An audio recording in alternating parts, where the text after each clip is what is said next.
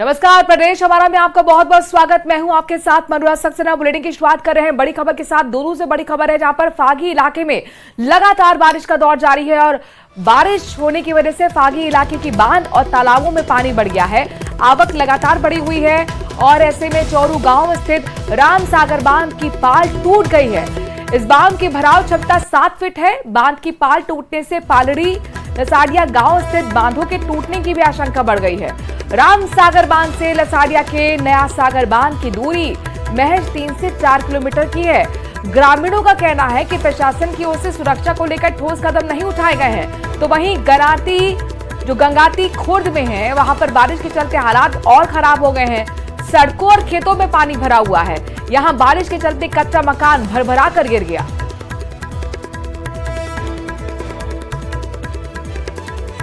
तो रामसागर बांध की पाल टूट गई है। अपने दर्शकों को बता दें कि लगातार यहां पर निचले इलाकों में आसपास के गांवों के लिए खतरा बढ़ा हुआ है। ऐसे में यहां पर साफ तौर पर ग्रामीणों का यह भी प्रशासन पर आरोप है कि सुरक्षा के इंतजाम यहां पर नहीं किए गए। फागी के चौरू गांव में रामसागर बांध की पाल टूट गई है।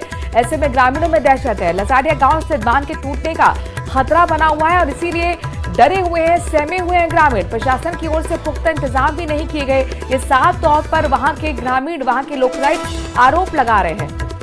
लगातार बारिश हो रही है दूदू में और ऐसे में फागी में बांध के टूटने का खतरा बढ़ गया है।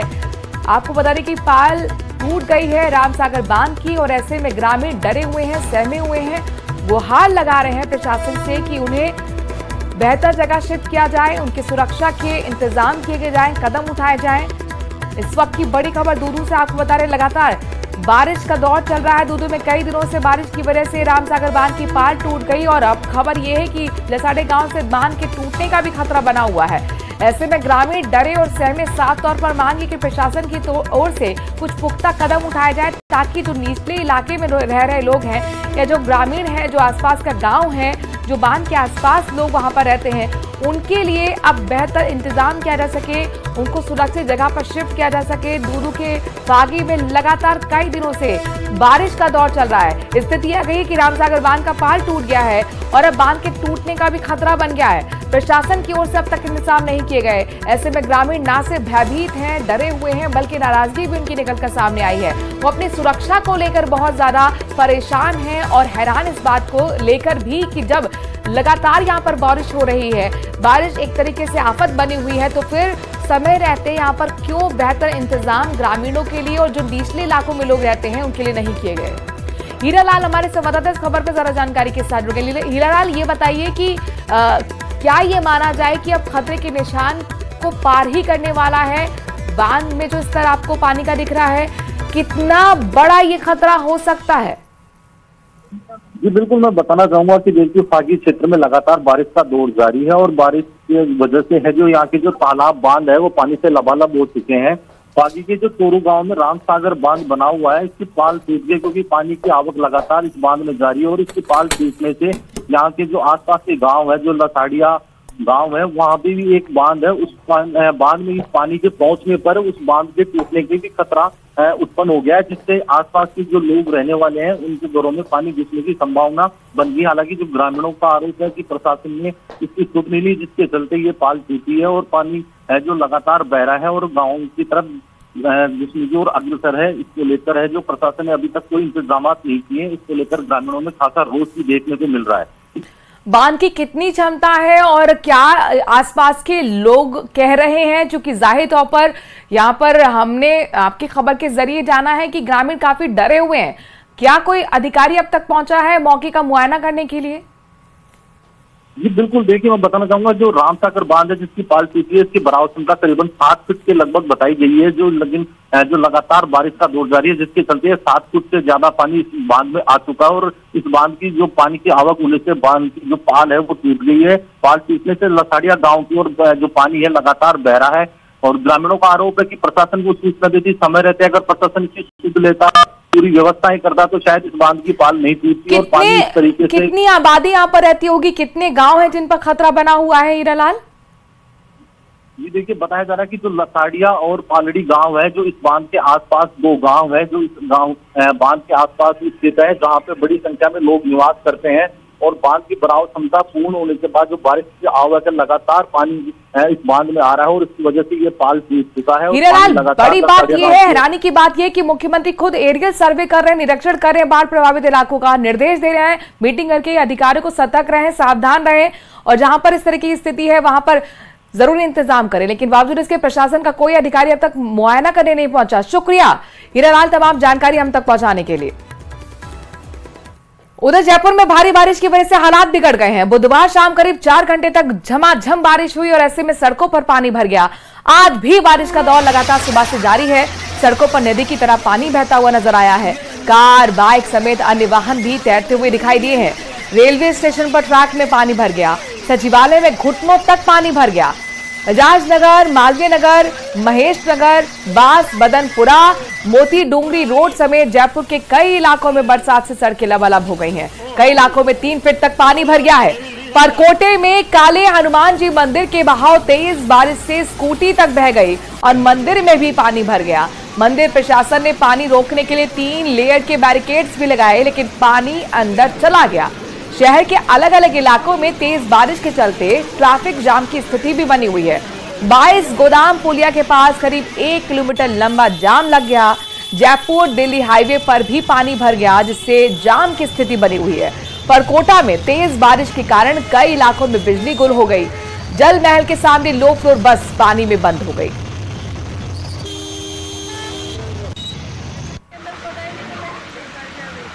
तो ये राजधानी जयपुर की तस्वीरें, जहां पर सड़कें दरिया बन चुकी हैं, तालाब बन चुके हैं। शाम करीब 4 घंटे तक बारिश हुई, उसके बाद सड़कों पर पानी भर गया। आज सुबह से भी बारिश का दौर जारी है। पानी में बहती हुई कार आपको दिखाई दे रही है। बाइक समेत अन्य वाहन तैरते हुए नजर आ रहे हैं। ऐसे लग रहा है कि मानो ये खिलौने की तरह बह रहे हो। रेलवे स्टेशन के ट्रैक पर तक पानी भर गया है। सचिवालय में भी घुटनों तक पानी भरा हुआ है। बजाज नगर हो, मालवीय नगर हो, महेश नगर या फिर बास बदनपुरा, जयपुर के कई ऐसे इलाके हैं जहां पर बरसात से सड़कें लबालब हो गई हैं। कई इलाकों में 3-3 फीट घुटनों तक पानी भरा हुआ है। परकोटे में काले हनुमान जी के मंदिर के बाहर भी तेज बारिश की वजह से स्कूटी तक बह गई। वो तस्वीरें भी आपको दिखा रहे हैं। मंदिर प्रशासन ने पानी रोकने के लिए 3 बैरिकेड्स लगाए, लेकिन बावजूद उसके पानी मंदिर के अंदर चला गया। सचिवालय में भी घुटनों पानी भरा हुआ है। ये राजधानी जयपुर की तस्वीरें आपके सामने, जहां पर देखिए किस तरीके से वाहन जो है वो तैरते हुए नजर आ रहे हैं। स्कूटी कैसे बहती हुई नजर आ रही है। लो फ्लोर बस है, उसमें भी पानी भर गया। बीच सड़क पर ये खड़ी हो गई। ये राजधानी जयपुर का हाल है, जहां पर तमाम बड़े हुक्मरान बैठते हैं, बड़े अधिकारी बैठते हैं जो आपके लिए नीतियां बनाते हैं। जल महल के सामने भी एक लो फ्लोर बस फंस गई। 10 से 12 सवारी इसमें है। बस में जल स्तर बढ़ता ही जा रहा है।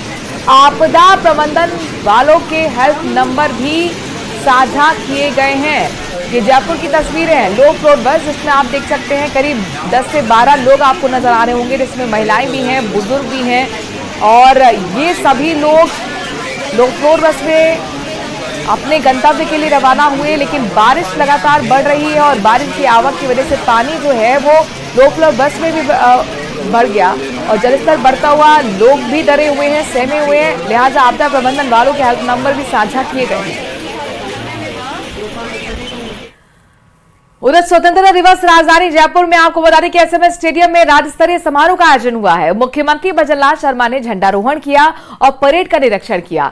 इस मौके पर तेज बारिश के बावजूद लोगों में स्वतंत्रता दिवस को लेकर खासा उत्साह नजर आया।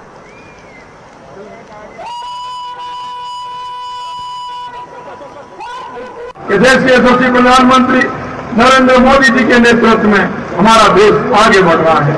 आपने देखा है कि जिस तरह के परिवर्तन देश के अंदर हुए हैं, हमारे हर क्षेत्र में हमारा विकास हो रहा है। मैं इतना भी कहना चाहता हूं कि राजस्थान में हमारी सरकार को 8 महीने हुए हैं, लेकिन 8 महीने में आपने बदलते हुए राजस्थान की तस्वीर देखी होगी।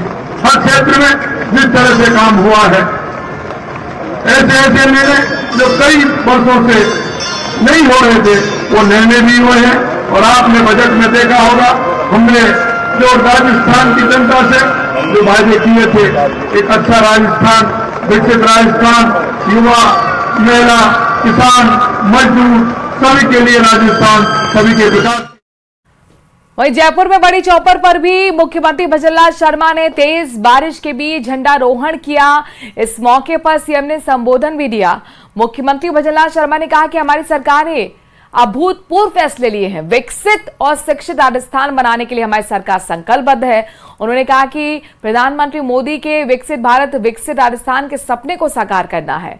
उन्होंने कहा कि हमारे पूर्वजों ने आजादी के लिए एक लंबी लड़ाई लड़ी, तब जाकर ये दिन आया।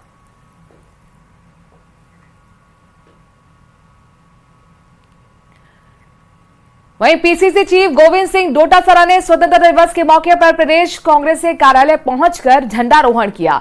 इस मौके पर गोविंद सिंह डोटासरा ने शहीदों को भी नमन किया। कार्यक्रम में नेता प्रतिपक्ष टीकाराम जूली समेत बड़ी संख्या में कांग्रेस के कार्यकर्ता शामिल हुए। डोटासरा ने बीजेपी पर संविधान के साथ खिलवाड़ करने का आरोप लगाया। डोटासरा ने कहा कि देश के संविधान के साथ खिलवाड़ हो रहा है। बीजेपी पर संविधान को तोड़ने, बदलने और खंडित करने के आरोप लगाए।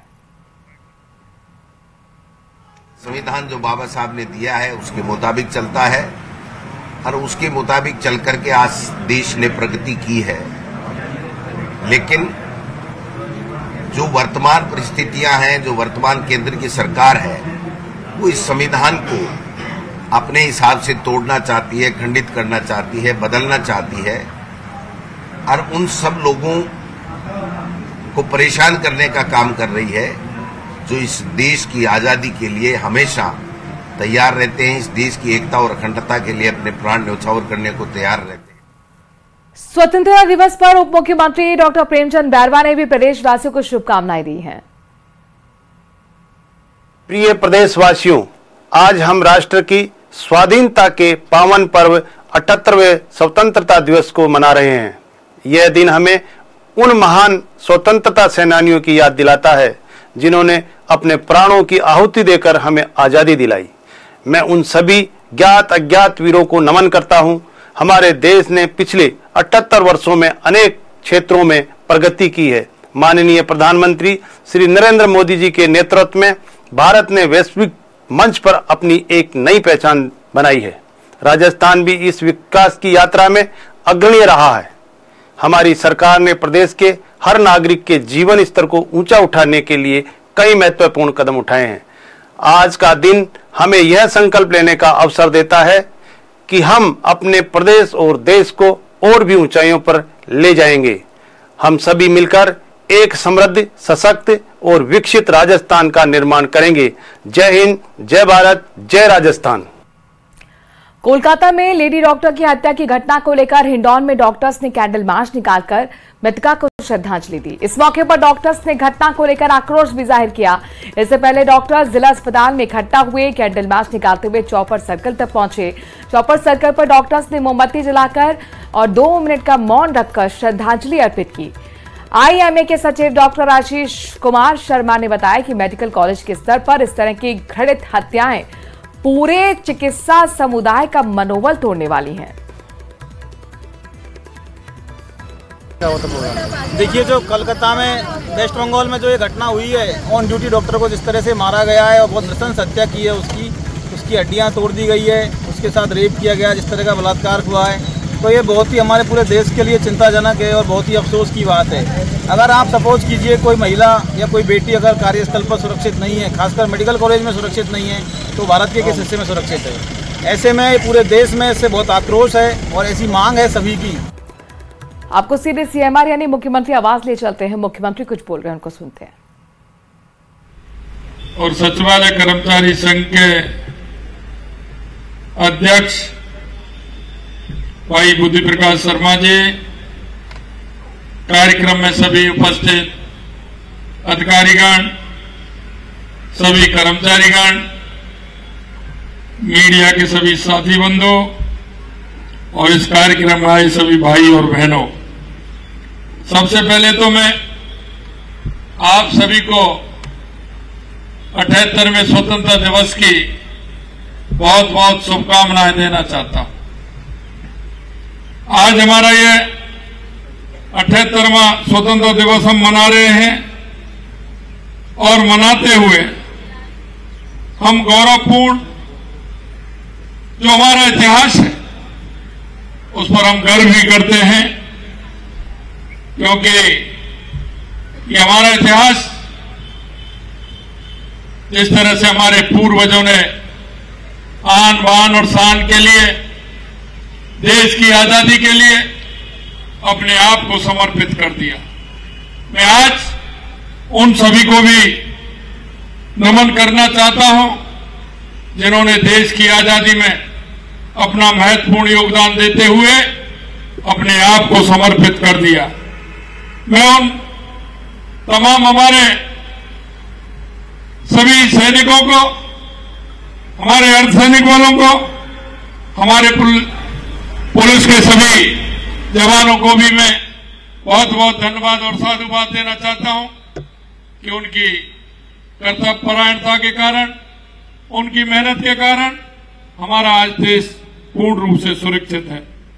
ये अगस्त का महीना है, हम सब भारतवासियों के लिए बेहद खास होता है क्योंकि 1947 में आज ही के दिन हमारे देश ने सदियों की गुलामी तोड़कर और हमारे उन पूर्वजों ने आज के दिन 15 अगस्त 1947 को हमें स्वतंत्र कराते हुए एक नए सोपान को आगे बढ़ाने का काम किया। हम सब के लिए महज एक तारीख नहीं है, ये दिन हमें एहसास कराता है कि आज जिस तरह हम कार्यक्रम मनाते हैं और आजादी के लिए भारत मां के न जाने कितने सपूतों ने अपने प्राणों की बलिवेदी दी है, उनको भी हम नमन करते हैं। देश की आजादी के लिए भारत भूमि की बलिवेदी पर अपने प्राणों की आहुति देने वाले अमर शहीदों को भी नमन करता हूं, श्रद्धा सुमन अर्पित करता हूं। देश की सीमा पर तैनात हमारे जवानों और इस राष्ट्रीय पर्व की हार्दिक शुभकामनाएं भी देता हूं। एक सच्चे नागरिक और सच्चे कर्मचारी के कर्तव्यों और दायित्वों का जिम्मेदारी निर्वहन करके हम देश की स्वतंत्रता को सुरक्षित रख और राष्ट्र के विकास में अपना सच्चा योगदान दें। इसी योगदान के प्रण से हम हमारे इस देश को आगे बढ़ा सकते हैं। सही मायने में आज का जो ये दिन है वो हमारे को याद दिलाता है कि हमारे देश को, हमारे प्रदेश को हमें किस तरह से आगे बढ़ाना है।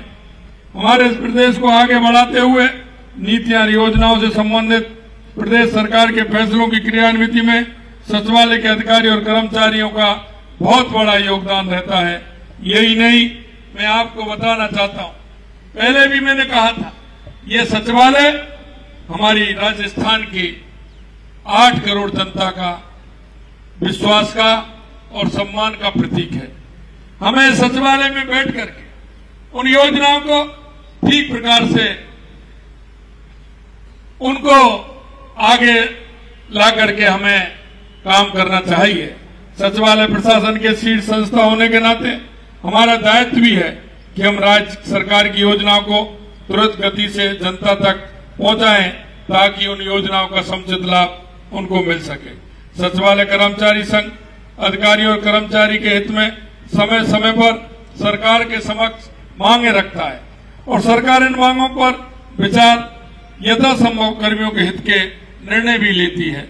हमने बजट में राजकीय कर्मचारियों को पदोन्नति के अतिरिक्त अवसर उपलब्ध करवाने के लिए पदोन्नति हेतु निर्धारित अनुभव में 2 वर्ष की छूट भी दी है। कार्मिकों के समय पर पदोन्नति होने से उनकी कार्य क्षमता में नया जोश और नई ऊर्जा आएगी और ऊर्जा का संचार भी होगा। सचिवालय सेवा के अधिकारी कर्मचारियों की संस्थापन संबंधी सभी कार्य समयबद्ध तरीके से किए जा रहे हैं। 2024-25 में राजस्थान सचिवालय सेवा की विभागीय पदोन्नति की समिति की बैठक में निर्धारित समय में आयोजित कर 1 से 19 अधिकारी और 1 से 30 कर्मचारियों को पदोन्नति दी गई है। हमारी सरकार कर्मचारियों से जुड़ी समस्या के सकारात्मक समाधान के लिए हमेशा प्रयासरत है। मैं कार्यस्थल पर कर्मचारियों के बैठने की समुचित व्यवस्था, उनकी कार्यदक्षता में बढ़ोतरी के लिए सचिवालय के आधुनिकीकरण उन्नयन हेतु 275 करोड़ रुपए की स्वीकृतियां जारी भी की गई हैं। शासन सचिवालय परिसर में फ्रंट पार्किंग की मरम्मत हेतु सार्वजनिक निर्माण विभाग से प्राप्त प्रस्ताव के अनुसार उसको भी वित्तीय स्वीकृति जारी की जा चुकी है। शासन सचिवालय में पदस्थापन अधिकारीगण कर्मचारीगण को भीषण गर्मी से राहत प्रदान के लिए भी हमने कूलर प्लांट स्थापित किए जाने की स्वीकृति प्रदान की है। सचिवालय प्रशासन की शीर्ष संस्था होने के नाते हमारा दायित्व बनता है कि हम राज्य सरकार की योजनाओं का तुरंत गति से जनता तक पहुंचाने का, योजनाओं को समुचित लाभ देने का काम करें। सचिवालय कर्मचारी संघ अधिकारियों कर्मचारी के हित में समय समय पर सरकार के समक्ष मांगे रखता है और सरकार इन मांगों को विचार करती है। हमने इस बजट में राजकीय कर्मचारियों को पदोन्नति के अतिरिक्त अवसर उपलब्ध कराने के लिए पदोन्नति में निर्धारित अनुभव और 2 वर्ष की छूट भी हमने, जैसा कि मैंने बताया, दी है। मैं अंत में आपसे इतना कहना चाहता हूँ, हमने हमारे राजस्थान के विकास के लिए, आपने देखा होगा जिस तरह से हमने बजट में, चाहे हमारे युवा हो, महिला हो, किसान हो, मजदूर हो, सभी के लिए हमने बजट में प्रावधान रखा है। मैं आपसे इतना ही कहना चाहता हूं कि हर व्यक्ति का इस राजस्थान के विकास में योगदान है। मैं आपके माध्यम से कहना चाहता हूं कि आप सब हम मिलकर के इस राजस्थान को विकसित राजस्थान बनाएं। इस राजस्थान को हम एक ऐसा राजस्थान बनाएं जिसमें युवाओं का, महिलाओं का योगदान हो और जिस युवा और महिलाओं को, गरीब को, किसान को जो हमारी सरकार से आशा है, उस आशा को हम पूरा करें। हमारे युवाओं को रोजगार देने का काम करें। आपने देखा हो, हमने 5 साल में 4 लाख नौकरियों, सरकारी नौकरियों के लिए कहा है और हमने कहा है कि इस वर्ष हम 1 लाख युवाओं को सरकारी नौकरी देने का काम करेंगे। मैं आपके माध्यम से कहना चाहता हूं, हमारी एक एक बात आप ध्यान रखें। निश्चित रूप से हमारी सरकार उन सारी बातों को अमल में लाएगी। और मैं इतना कहना चाहता हूं कि आपने देखा होगा, इतनी राजस्थान के लिए जो लंबित योजनाएं थी वो आप देख रहे हैं, उनको हम लाने की पूरी कोशिश कर रहे हैं। उस ओर हमारे कदम बढ़े हैं, चाहे वो ERCP की योजना हो, चाहे हमारी यमुना समझौते की योजना हो, चाहे हमारे बिजली ऊर्जा के क्षेत्र में हमारे किए हुए काम हो। आने वाले समय में राजस्थान भी होने वाला है। और इसी के साथ इस बुलेटिन में आज के लिए इतना ही। आगे देखिए देश और दुनिया।